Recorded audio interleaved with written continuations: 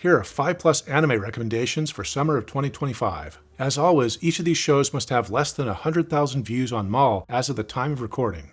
Number 1. City the Animation. City takes a large ensemble cast that focuses primarily on 3 young women who become roommates and surrounds them with recurring characters who have their own personality quirks and their own recurring problems. Matsuri and Echan are a couple of standouts apart from the main 3, and it looks like they may have more of a traditional storyline developing since one of them is moving and hasn't told the other yet. But the Makabe restaurant is probably my favorite grouping of people outside of the core 3. I love that the restaurant's dad is devious enough to team up with his daughter to try to convince his son to wear a miniskirt in public because the paper said that was his lucky item for the day, and I love that the son is gullible enough to actually do it. Episode 5 is a must-watch even just by itself. It continues the story of a lost locket from Episode 4 and splits it up into, at one point, 9 different plot threads at the same time. And by this I mean they're showing you all 9 plot threads simultaneously on the screen. Now it's not always 9, sometimes it's 3 or 4 or 5, you get the point. It bobs and weaves among all these different characters, different actions, different dialogues.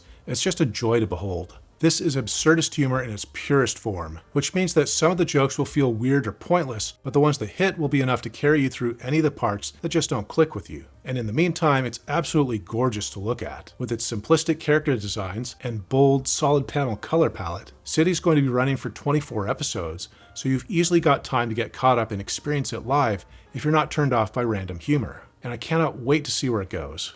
Go watch City. Number 2. Ruri Rocks.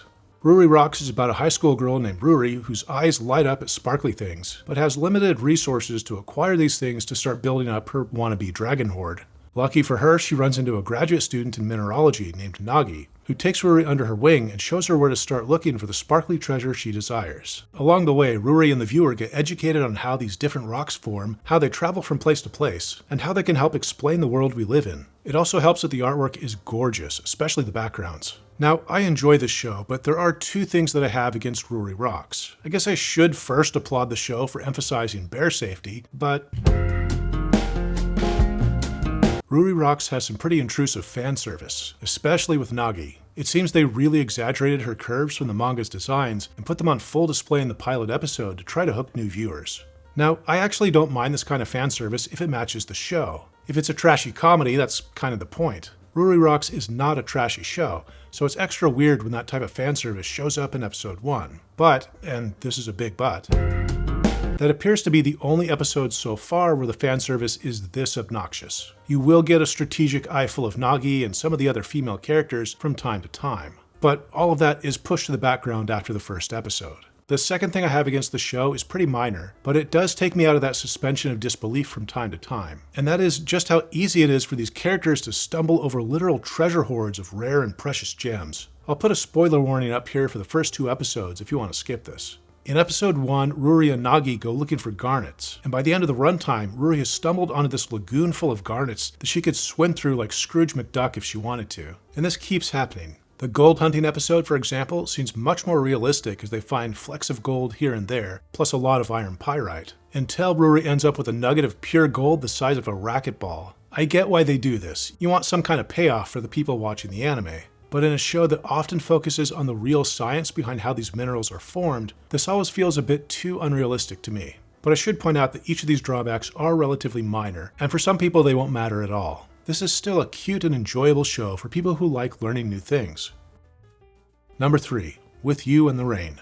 In this show, a woman named Fuji picks up a dog that looks suspiciously like a shape-shifting tanuki and takes it home as her new pet. Why does she believe this is a dog? Because it told her so, by writing it on some cue cards, so good enough. If you've seen She and Her Cat, Everything Flows, which you can watch in less than an hour by the way, it's like that, but without the depression. With You in the Rain is a very calm and usually slow-paced show that shows us this woman and her pet gradually getting used to each other and changing each other's lives for the better. The most interesting part of this series to me is something that the show never explains, at least so far, and that is that Fuji seems at least mildly neurodivergent in some way. It's difficult to tell at first because she's alone to begin the show, so she just seems like she has a quiet personality. But as she interacts more frequently with others, it becomes apparent that she interacts socially in a non-normative way. She seems to have no romantic interests. She has friends and she enjoys going to the beach, but she refuses to go to the beach with her friends. And even when she's there, she keeps to herself. To me, all this makes the pet she adopts more interesting, because her new dog seems to occupy a middle ground between a pet and a human because it can communicate through writing.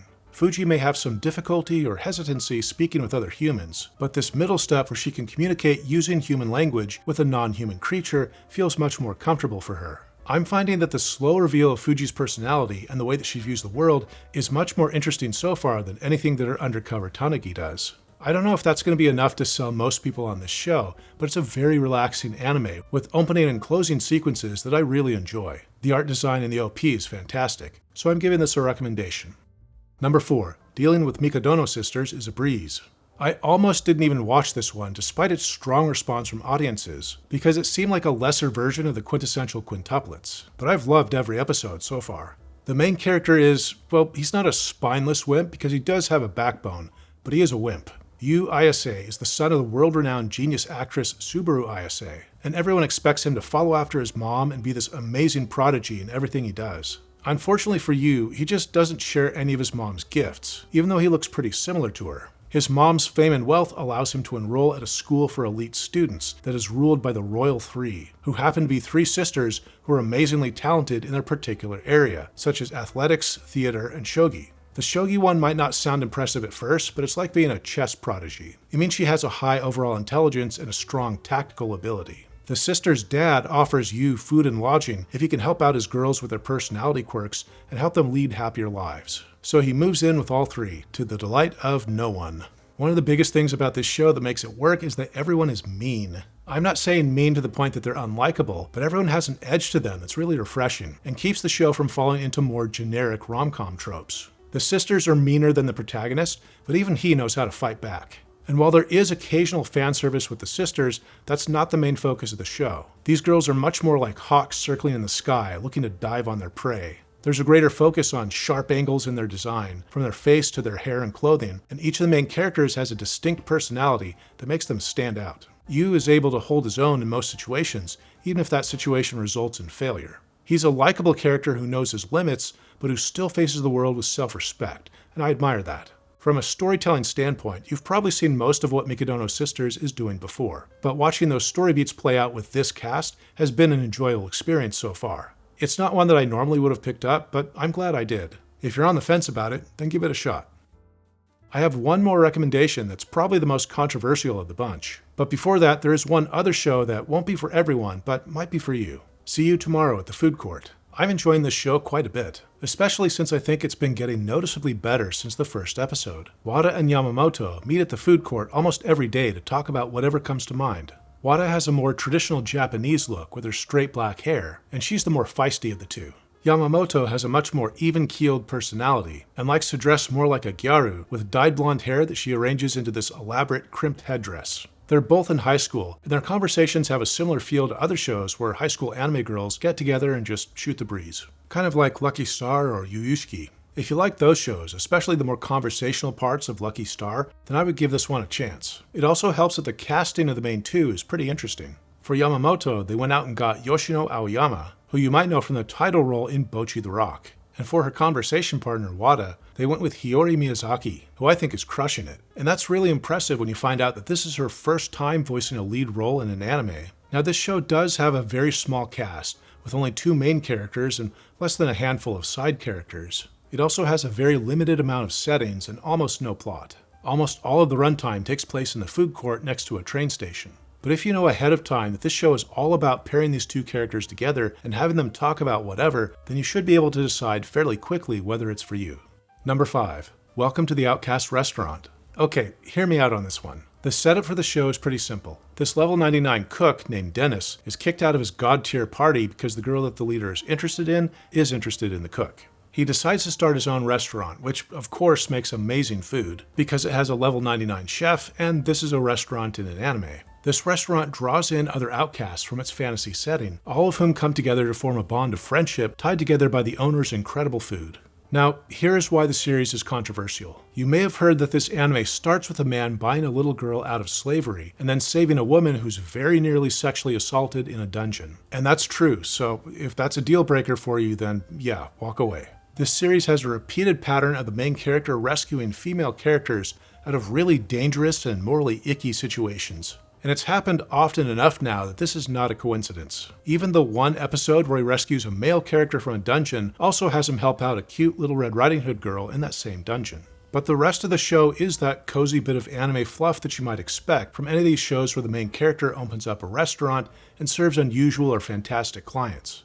Honestly, that's one of my favorite genres of popcorn entertainment. Most of these shows draw a bubble around themselves where the world is safe and comfortable, and all of the real-world problems are outside of that bubble. But in Outcast Restaurant, those types of more serious real-world problems press closer against that bubble than most other shows of its kind. However, the bubble is still never broken. Issues like slavery, human trafficking, sexual assault, and even suicide come dangerously close to breaking through into the main plot. But since Dennis is a level 99 character, he can solve all of those problems before they leave any lasting damage on the show's ambiance.